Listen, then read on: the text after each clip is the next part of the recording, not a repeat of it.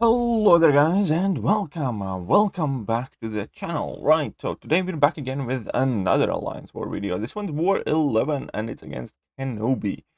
So it's a very important war, possibly the most important war of the season thus far, because currently ASR was in second place. And we do have a chance of finishing in the first, but for that we pretty much have to win this war. And obviously KENOB is also the only loss we have during this season. And I believe if you have been following this channel, you will be familiar with how good of an Alliance War Alliance KENOB is. They definitely have won the most Alliance War seasons out of every single alliance in the game.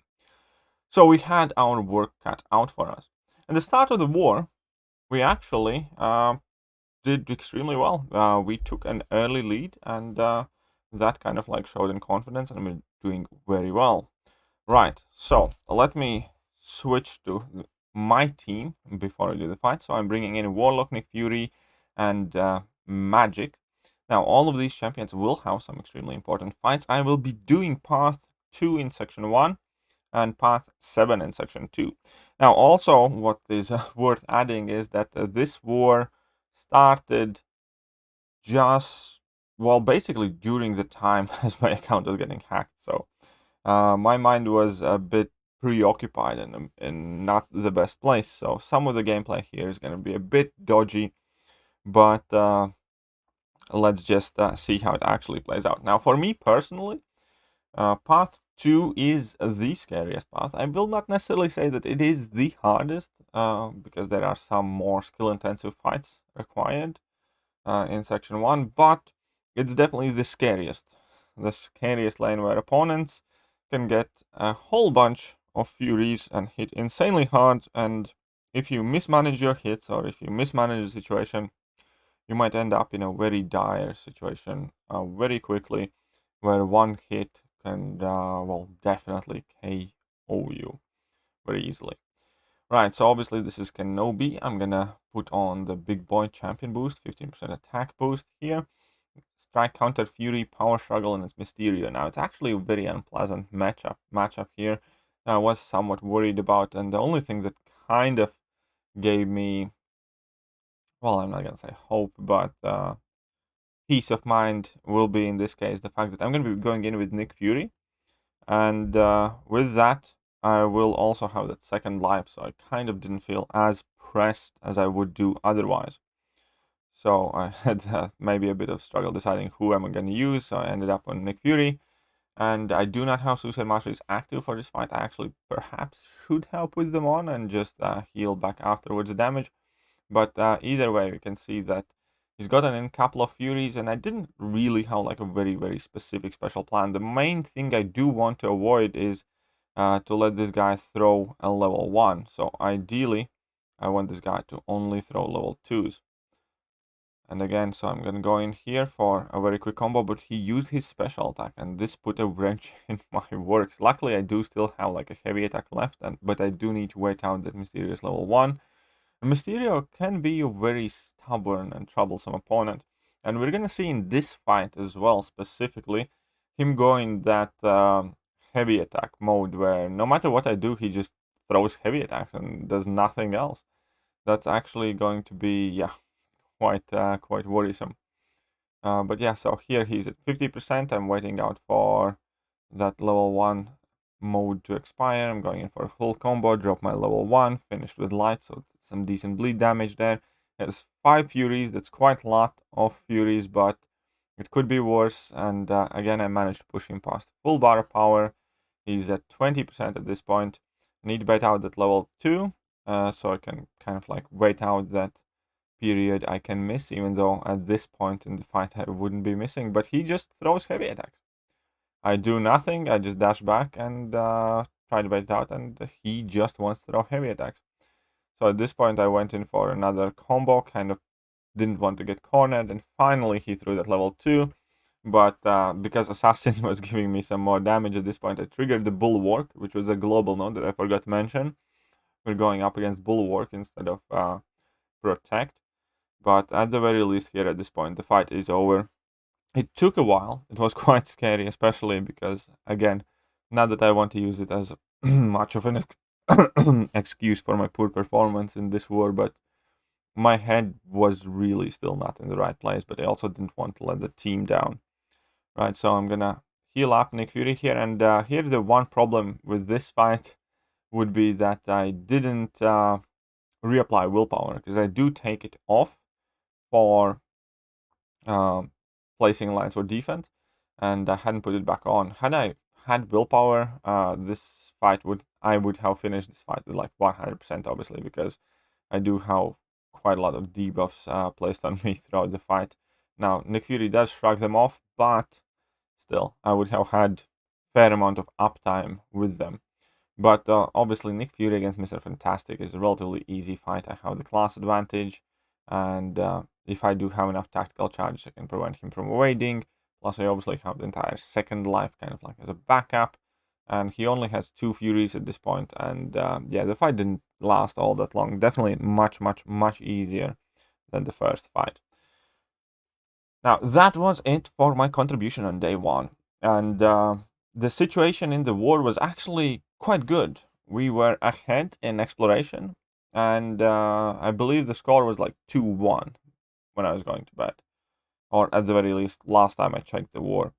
So we had 1 death lead, and we had explored more fights. However, next morning as I woke up, the war situation had, well, changed quite drastically, unfortunately. This is a while after I woke up. We were at 5-5 for the longest time, but KENOB had like 40 nodes explored more than us, and the score was 5-6. We were losing by 1 death. And that obviously is much, much, much worse position to be in, especially in this important war. They still had a handful of fights, and obviously can always hope that they do mess up towards the end. But in order for that to matter at all, I still need to finish my own fights and yeah, finish off the war cleanly.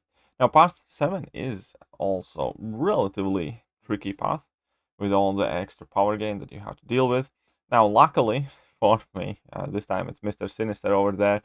And even though he will consistently be gaining power when I bring in Warlock due to me having an armor buff, obviously Warlock against Mr. Sinister is not really the hardest fight. I just need to be aggressive, don't mess up too much, punish the special attacks, get my infection up on Mr. Sinister, and that will be pretty much all she wrote. We can see that he's very, very eager and willing to throw his special attacks.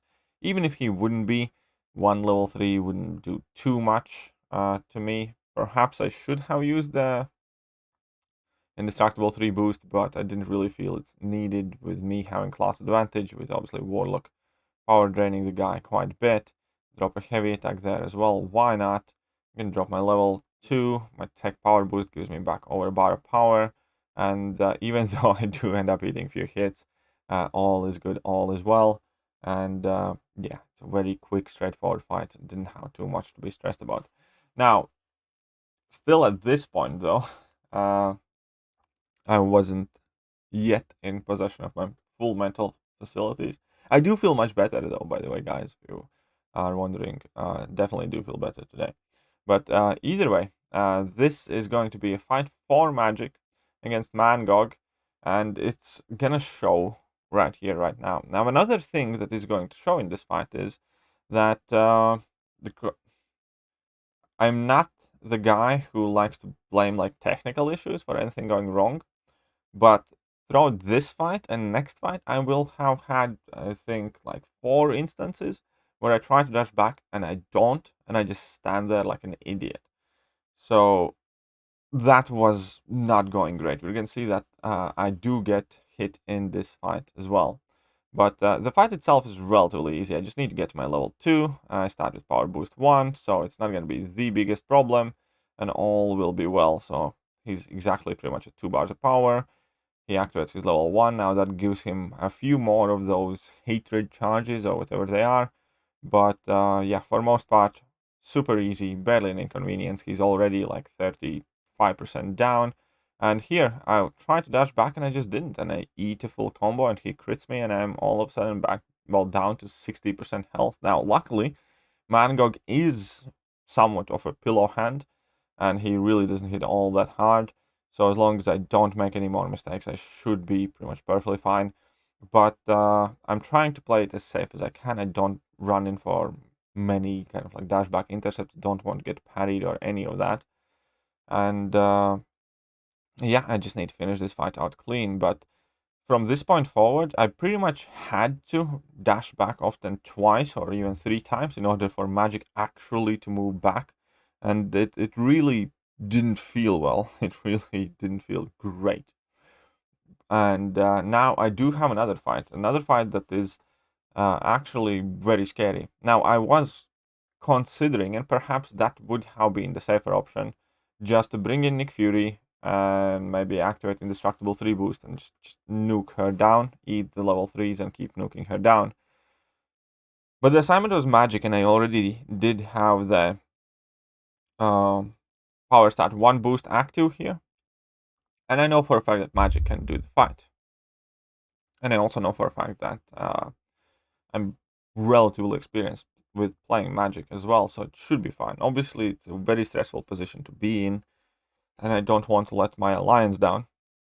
But let's see what happens, because pretty much the same thing here is going to happen again towards the end. But yeah, I'm having to dash back multiple times, but I get to my level 2 before Sorcerer Supreme reaches her second bar of power. So long as I keep her power locked, obviously, magic doesn't really have much to stress about in this matchup. Just need to nail my parries, play it slowly, play it safely, and that is it. So I'm going to go for another level 2, get a bit of power back. Very well, 30 seconds in the fight. 40% of damage has been done. Again, I'm struggling with those dashbacks. We're literally dashing back 2-3 times in order to get it done, but so far so good. Unfortunately, though, I'm kind of mismanaging her power a bit, and at this point she doesn't have power lock applied to her anymore, and she's gaining power relatively rapidly. But I get back to my level 2 quickly and surely enough, so all is well there. And I just need to make sure that I consistently apply the power lock. So let's see here, power lock is applied, wonderful. I'm at a bar and a half of power, everything is great. And let's go in for another level 2, and it doesn't trigger. None of the hits triggered power lock, and at this moment I think a little poop showed its head out of my butt cheeks, but it's okay. I've managed to finish that fight well enough. But yeah, Magic's power locks, I know they only have 85% chance, but they have been failing pretty much every single war I have used Magic. I think out of last 3 or 4 wars that I have brought in Magic over the course of last month, or maybe a bit more, every single war I had at least one fight where Magic's power lock did not trigger properly, which is annoying. Now, again, I do understand that it is 85% chance for that to happen. Sorry, 85% chance to trigger the power lock, but it's on both hits, so either way. It's just something that I have been noticing, which I'm not a big fan of. But unfortunately, neither of the alliances died for the rest of the war. So that meant that we lost it to KENOB by 1 death. And that means we lost to them twice this season. We have 2 losses this season, both of them to KENOB, which is obviously extremely unfortunate. And still, though, there is a possible scenario where we might get first despite that, because we might lost to KENOB, but KENOB had other losses on the record, and this season pretty much everyone was losing to everyone once again. And that is like as a side effect, side result of these wars being frequently fought in between like 2 to 3 to 4 deaths these days, and I think Alliance War definitely needs a lot of help right now. But either way, last war left, and with the last war, everything is still kind of on the table. I believe we can be dropping down as low as like 4th, or possibly, if everything works out perfectly, we might actually get first. Now, if I'm absolutely honest, even if we do get the first place this season, obviously I'd be happy for the rewards, but it wouldn't really feel all that earned, especially because my own performance during this season hasn't really been stellar, and yeah, because we lost to KENOB twice. But hey, it is the way it is, and let's see how the season ends. Let me know what you guys thought about today's video, but I will catch you guys soon. See ya.